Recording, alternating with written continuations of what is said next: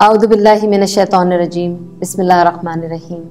Nahmadu wa nusalli ala rasulihil kareem. Fa amma ba'd. Assalamu alaikum wa rahmatullahi wa barakatuh. Dureshawar Mirza with you, and I have brought a new story. And this time the story that I want to share with you is about a girl who's very close to me, and I really have a lot of feelings for her. And she went and got married. Subhanallah, very nicely. They got married, everything went nicely. And things went wrong. They did not find compatibility. Where was things going wrong? We've got to find out what was incompatible about this couple. The girl came from a very affluent background and a different cultural background. The boy was from a different background, a little lower middle class. So when she went after marriage into this family, she kept thinking that she is superior to him. That feeling always made her act in that way, behave in that way. Her attitude was such that she felt, I should be given the importance, and after all I'm better than him. And this went on, which created problems between her and the mother-in-law, because the mother-in-law looked at her as just a daughter-in-law. She was not looking at her as somebody who's come from a big family or whatever. And so the friction started at home. There were little things like, I won't wash the dishes, or I won't wake up in the morning. And these issues started. The problem here is, no daughter thinks of mother-in-law as a mother. And no mother-in-law thinks of a daughter-in-law as a daughter, no matter how much they say that they do. They don't. A daughter-in-law is a daughter-in-law, and a mother-in-law is a mother-in-law. And we must take it as that.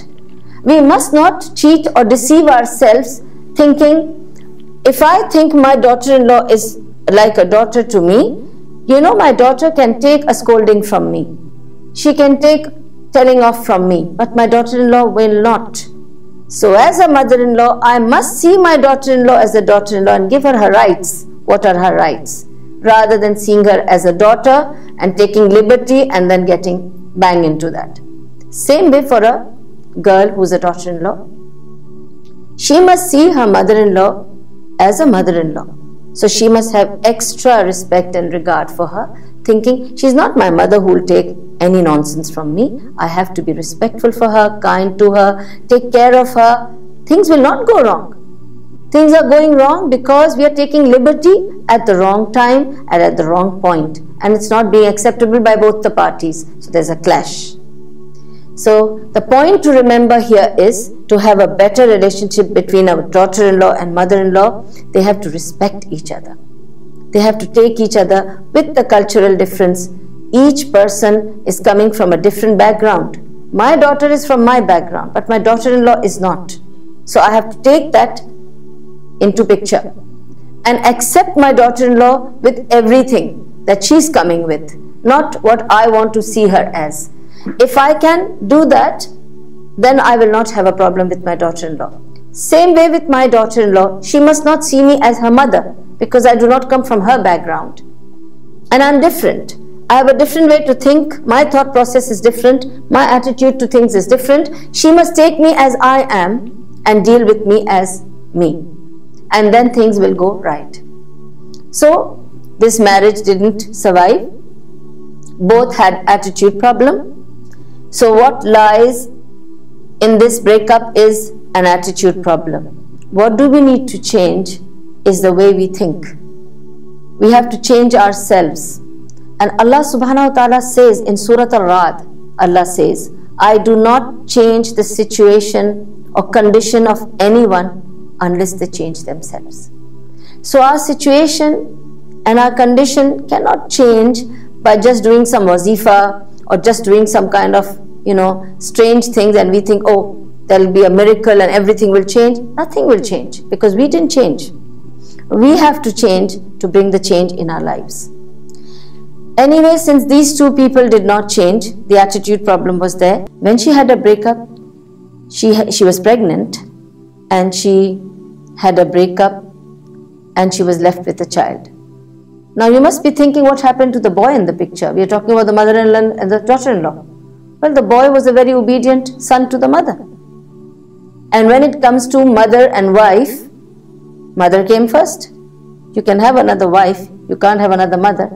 So that's how he thought, and he went this way and he let things happen, and it was out of his hands. They had a breakup. The girl came back home and she had a little baby boy, and the baby boy was being brought up by her. Now can you imagine the emotional turmoil she was going through? She was going to have a baby whose father has left him. She is going to have this baby and she brought him up alone. She has to now answer questions to this child when he grows up and says, where's my father? Other children have a dad, I don't have a dad. And she has to cope with those situations.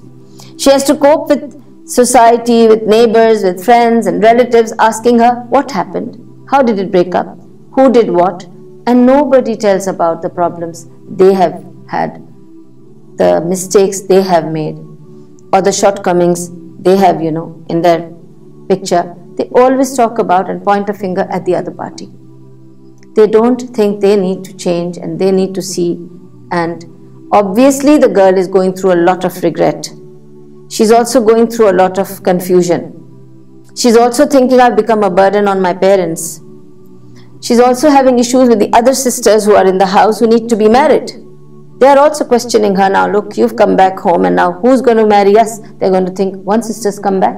What about the other sisters? What problems did she have?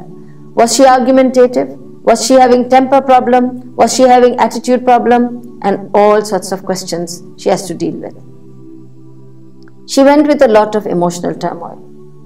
And I'll tell you in future episodes how to deal with these emotional turmoils when you're left at it. And obviously, your parents are also going through a similar emotional problem because they are dealing with a child who's come back after being married. And now she's come back with another addition, another child with her. And now we have to see how to look after this daughter with a child, how to resettle her, how to help her. Anyway, she was very lucky, and after, subhanallah, a few years of counseling her, making her understand serious issues about life, trying to explain to her how she must change herself, how she must think about life. Obviously, the child was growing. The child became 2-3 years old, and we found a very nice man who was willing to marry her. Alhamdulillah. He came forward and he said, I will not just marry her, I will also take care of the child, which was very nice of her. And everybody was very happy about it. Of course, we had to give a little advice to this girl. She heard the advice, but she didn't, I think, get it in. This is what the main issue is.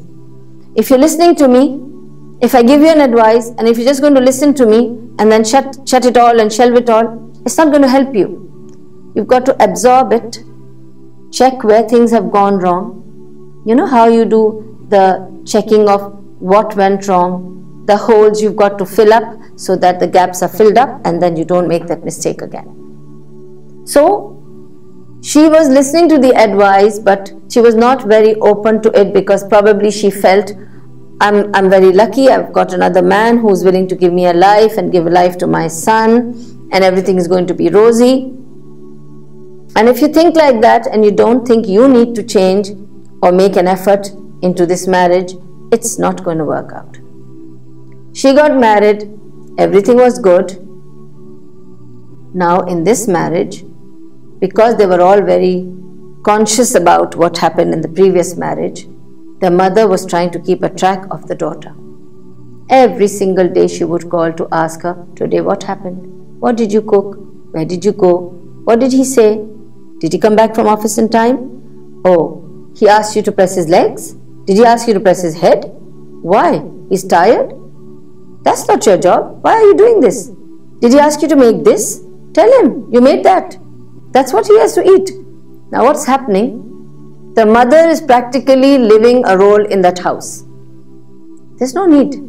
They could have dealt with whatever it is on their own. But the mother was calling every day to check what's happening in her life. And so much so that her life got messed up, because every day she got used to telling the mother what was happening, and the mother would fill her up by saying, no, you should not take this from him, not that from him. And she started giving back to the husband, and the husband thought, I've done a big favor to this girl. I've married a divorcee girl with a child, and she's showing me attitude. And so this marriage also went into a very bad, strained relationship. Will you believe it? That in 6 months, the mother decided she'll go and see the girl herself. We advised her, don't go. You're going to mess it up. You're going to break it up. This marriage will not survive if you go. She said, nothing doing. I have to go and see what's happening in my daughter's life. So she went to her daughter's home, which was in another country. She stayed with her for 1 month. They had a divorce, and she brought her daughter back. Do you understand what's gone wrong? The interference of the mother, over-interference of the mother in the life of the daughter did not allow her to think, to act the way she should have. She was not able to even apply any advices that she got from me or the counseling that she took from me before she got married, because the mother overpowered all those things. And such mothers don't realize how they are responsible to break up the lives of their children. This is one example for you to think about. What is the solution? We don't want interfering parents, mothers and mother-in-laws. There's a lot to tell to mothers and mother-in-laws, that they should stick to their life and leave these people to their life. And if they need counseling, they are needing help, they should go to a third party, a neutral party, not to mothers, not to the boy's mother, not to the girl's mother. They should go to a neutral party, somebody well accepted in the community, in the society, who you can trust. Go to them for your counseling and get the right counseling and get to the right footing. Save this marriage, save this life.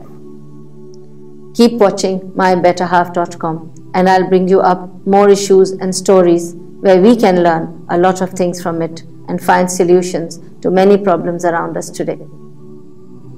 Express yourselves at express@mybetterhalf.com, and we'll keep seeing you. Assalamu alaikum wa rahmatullahi wa barakatuh.